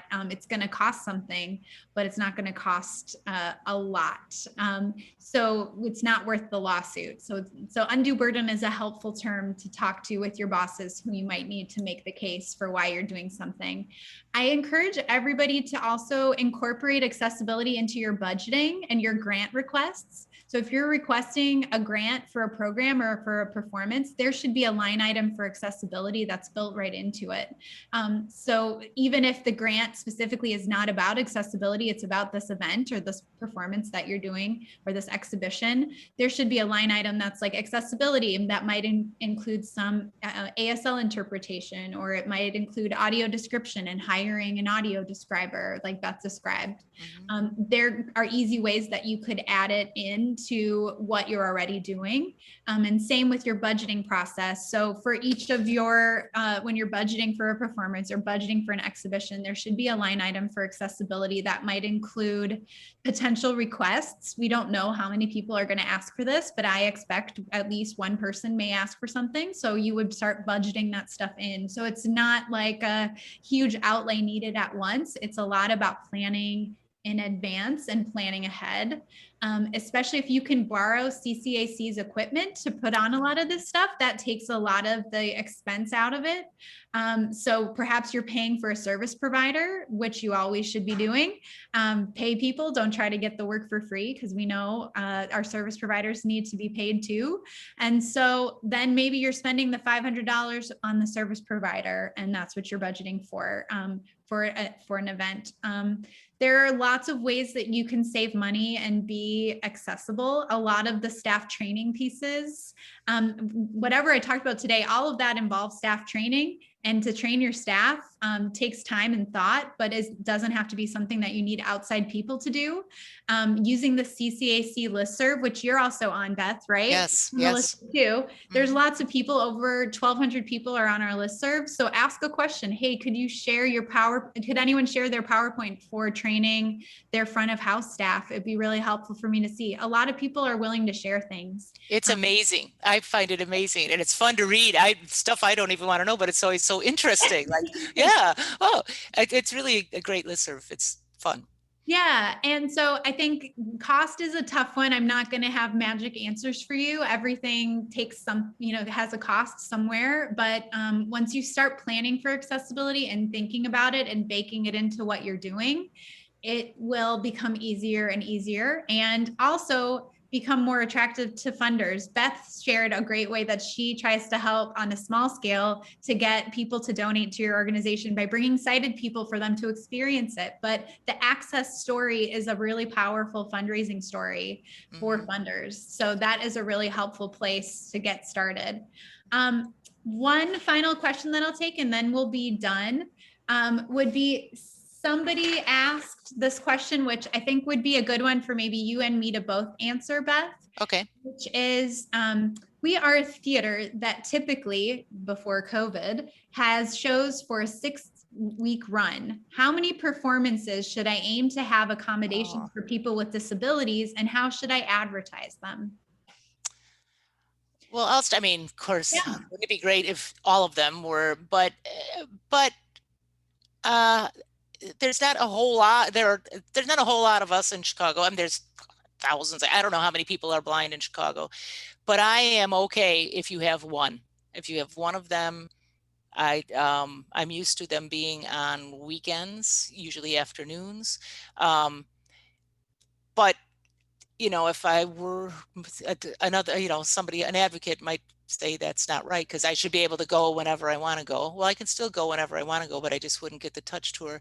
But I would be satisfied if there's one, and it helps me plan my schedule for the year. I just look at when are the touch tour. Yeah, and I think using like the CCAC's access calendar, you can see when other events are going to be. So that's helpful, because you'd also hate to be a theater or museum having an accessible event and it conflicts with another museum or theater doing the same type of And access. that was happening a lot before COVID. It was so sad when COVID, because it was happening a lot. It was kind of a fun problem for us to have. Yeah, Oh, there's abundance. 2 touch tours at the same time. Like there's so many people were doing it. So I hope that picks up. I'm sure it will, but yeah, I agree with Beth, probably planning to do 1 to 2 accessible performances that is thoughtfully planned. So like Beth was saying, weekends make a lot of sense for her. So this would be a consultation with the disability community too. Like maybe, you know, like there is a deaf event on Thursday nights. So you definitely would not want to have your ASL interpretation on Thursday nights because it would conflict with whatever's happening. So this is where having a conversation about being thoughtful about when to plan it would be good, but 1 to 2 would make sense to start. And also sometimes they do ASL and the touch tour, I don't like that very much because it seems a little, I hate to say, but kind of like freak show night. Okay, all the people with disabilities are coming at the same. I prefer getting the attention to the blind people that night, and then the other night, you know, and not. I sound like I'm competitive, but I hope you understand what I mean. That you don't have to do it all in one performance. Yeah, I think that's a really good point too, is that it's pretty stigmatizing when you're like, this is access night. This is when we do accessible things, and it's the only night we do accessible things. That's kind of I think the approach that would be helpful, recognizing different communities within the disability community need different things and different services. So maybe having captioning one night and ASL another night, they don't have to be the same night, or having audio description on a Sunday afternoon or whenever, I think would be very smart. That's a very good point to share, Beth. I also think that you need to be prepared that even if you are planning these things, somebody still could request the access service for another night, and you have to do your due diligence to fulfill that request. So that's something else to keep in mind, is that you couldn't say no, even though you have to come on Sunday afternoon. You could encourage them if somebody asked, and I would say, we actually are doing this on Sunday afternoon. Are you able to join us? And then if they came back and said, no, I'm actually out of town and I will only be here next weekend, then you still should try your best to fulfill that request. It might not be of the same caliber as the planned event. It might be if someone wants captioning and it's for an online event, maybe you're going to use the ASR caption because it's kind of short notice. Maybe it's going to be a little different, but you need to do your best to still fulfill that request anyway. And somebody else had just asked, like, how do we be prepared for all people? And the answer is, you're not going to be prepared for everything. That's where you have a mechanism for people to request things that they're going to need. And that's going to be helpful as you're getting started to see, like, what do people even need? If you're putting that information out there front and center, how to contact you, how to call you, how to email you, how to reach you and ask for things. That's also a really helpful place to get started. So it is 5:04. So we're going to be done for now. But Beth, it was great to have you here. Thank you. Thank you all for having an interest. It's really exciting. And please follow Beth and go visit her website, and please keep in touch with your questions, because remember, we're in this together. So take good care. Thank you, Donnelley Foundation. Thanks. Talk to you later. Bye-bye.